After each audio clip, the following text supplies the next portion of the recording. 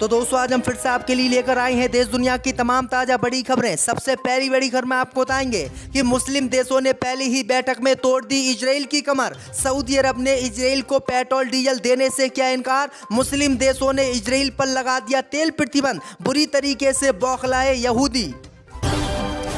Israel Hamas की जंग में चीन की हुई एंट्री। चीन ने हमास संगठन को दिया खुला समर्थन तो हमास ने इजराइल पर कर दी बमबारी। 2 इजराइल के टैंकों को भी किया बर्बाद। गाजा में खाने पीने का सामान लेकर 20 ट्रक इजराइल से हुए रवाना। आज पहुंचेंगे फिलिस्तीन। मुसलमानों की मदद करने का मुस्लिम देशों ने किया ऐलान। इजराइल हमास जंग के बीच सऊदी अरब ने इजराइल के राजदूत को अपने देश से निकालने का किया ऐलान। मुसलमान बोले बहुत अच्छा किया सऊदी ने काम। ईरान ने अपनी मस्जिद पर फहराया काला झंडा। इजराइल के खिलाफ जंग में उतरने का खुले तौर पर किया ऐलान। अमेरिका इजराइल के छूटे पसीने।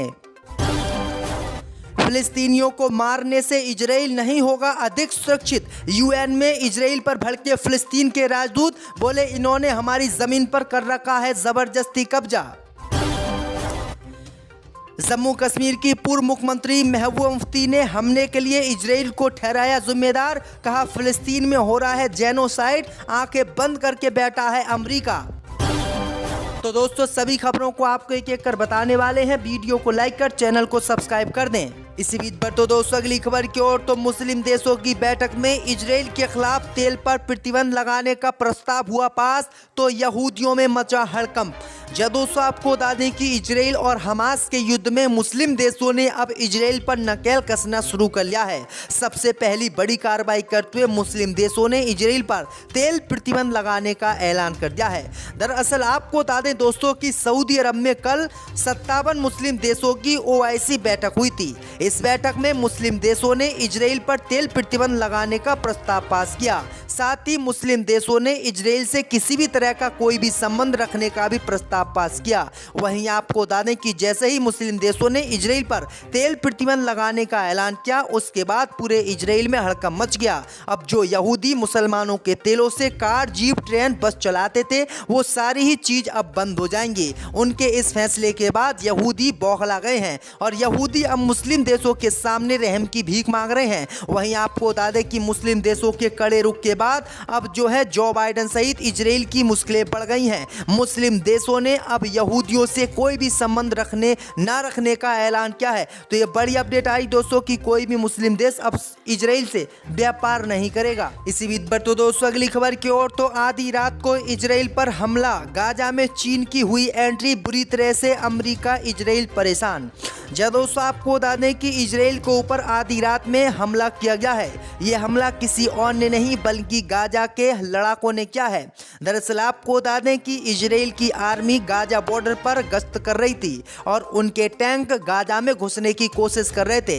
लेकिन आपको बता दें कि इजराइल के टैंकों को गाजा के लड़ाकों ने मिसाइल से उड़ा दिया। जैसे ही एक टैंक उड़ा उसके बाद जो भी इजराइल के बाकी टैंक थे वो बुरी तरह से पीछे हटकर भागने लगे और सैनिक भी बुरी तरीके से बंकरों में छुप गए। वहीं आपको बता दें कि इजराइल और गाजा के युद्ध में चीन और रूस ने खुलकर फिलिस्तीन और गाजा को अपना समर्थन दे दिया है। एक तरफ चीन और रूस फिलिस्तीन के साथ खड़े हुए हैं तो वहीं अमेरिका इजराइल के साथ खड़ा हुआ है। वहीं 57 मुस्लिम देश भी खुलकर गाजा के समर्थन में उतर आए हैं, जिसके बाद अमेरिका और यहूदी इजराइल के समझ में कुछ नहीं आ रहा है। अब पूरी दुनिया और इजराइल से यहूदियों का नामो निशान मिटेगा। इसी बीच पर तो दोस्तों अगली खबर की ओर तो गाजा में पहुंचेगी मानवीय मदद। जो बाइडेन ने बातचीत के बाद मुस्लिम देश रास्ता देने के लिए तैयार। जब दोस्तों आपको बता दें कि अमेरिका के राष्ट्रपति जो बाइडेन ने कहा कि मिस्र के राष्ट्रपति अल सीसी ने गाजा में मानवीय सहायता पहुंचाने के लिए राफा बॉर्डर को खोलने की अनुमति दे दी है। यहां के रास्ते से गाजा में मानवीय सहायता के रूप में 20 ट्रकों से सामग्री पहुंचाई जाएगी। अमेरिकी राष्ट्रपति ने यह घोषणा इजराइल के दौरे के बाद जाते हुए संवाददाताओं से की है। दरअसल आपको बता दें कि बाइडेन की यात्रा के दौरान इजरायली सरकार ने मानवीय सहायता को मिस्र की सीमा से बमबारी वाले क्षेत्र में प्रवेश करने से नहीं रोकने का आश्वासन दिया है। अपने विशेष विमान एयरफोर्स वन में सवार होते समय बाइडेन ने संवाददाताओं से कहा कि जब उन्होंने इजराइल के लिए उड़ान भरी थी तो उनका मुख्य लक्ष्य गाजा में मानवीय सहायता पहुंचाना और ये सुनिश्चित करना था कि इसे जल्दी से पूरा करने के लिए एक सिस्टम हो। तो ये बड़ी अपडेट आ रही दोस्तों कि अब अमेरिका ने पहले तो इन दोनों में लड़ाई छिड़वाई और अब जो है फिलिस्तीनी मुसलमानों की मदद करने का अमेरिका ने आश्वासन दिया। इसी बीच पर तो दोस्तों अगली खबर की ओर तो इजराइल हमास जंग के बाद सऊदी अरब ने इजराइल के राजदूत को अपने देश से निकालने का किया ऐलान। जब दोस्तों आपको बता दें कि इजराइल और हमास की जंग के बीच मुस्लिम देशों की बैठक के बाद इजराइल के खिलाफ बड़ा ऐलान किया गया है। दरअसल आपको बता दें कि बैठक में मुस्लिम देशों ने अपने देशों से इजराइल के राजदूत को निकालने का ऐलान कर दिया है।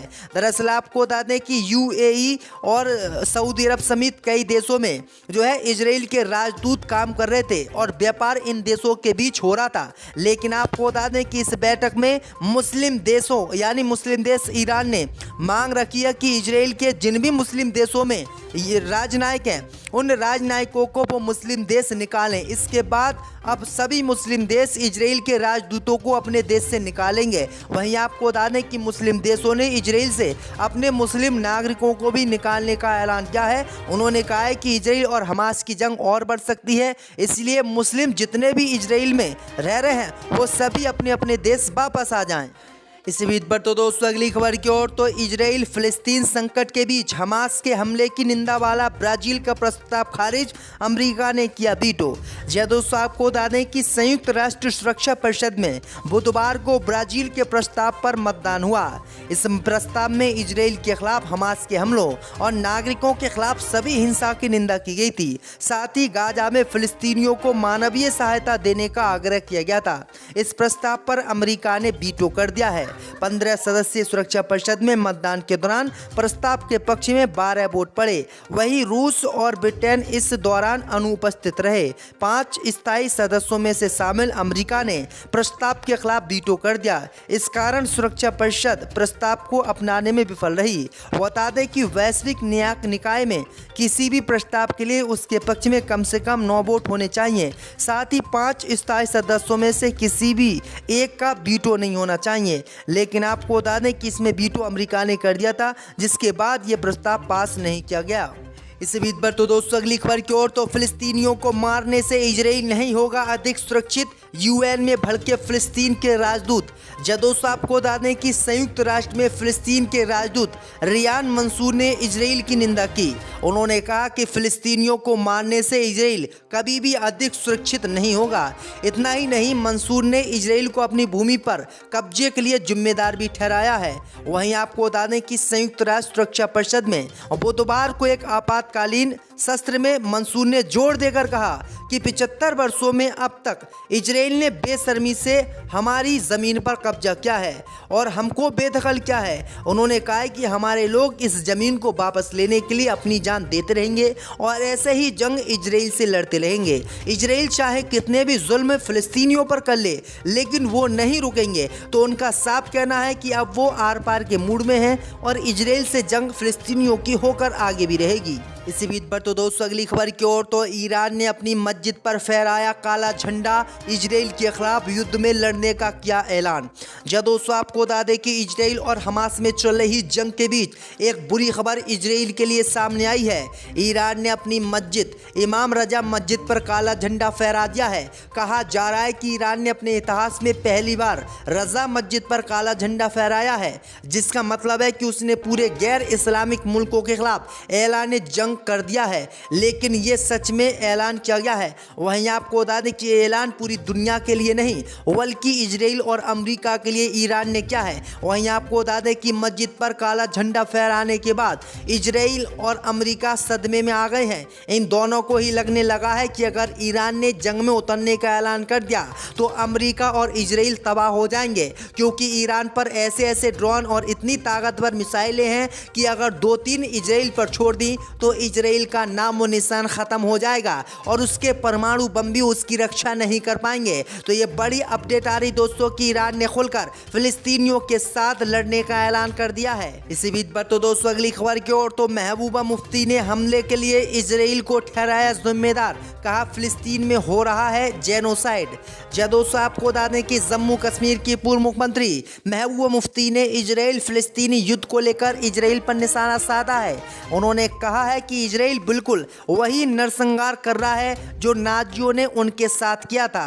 उन्होंने कहा कि सभी मुस्लिम देशों को इसे गंभीर अन्याय को नहीं देखना चाहिए। फिलिस्तीनों के मुद्दे को सुलझाने की जरूरत है और इसके लिए अमेरिका जैसे देशों को आगे आना चाहिए। महबूबा मुफ्ती का साफ कहना है कि जिस तरह से हिटलर ने यहूदियों को तड़पा कर मारा था और इन इजरायलियों को कहीं का नहीं छोड़ा था, इसी तरीके से ये इजरायली यहूदी मुसलमानों पर अत्याचार कर रहे हैं और ये अत्याचार मुस्लिम देशों को नहीं देखना चाहिए, क्योंकि फिलिस्तीनियों पर जो जुल्म हो रहा है वो जेनोसाइड की तरह है। तो ये बड़ी अपडेट आ रही दोस्तों कि महबूबा मुफ्ती बुरी तरीके से इजराइल पर भड़क गई हैं।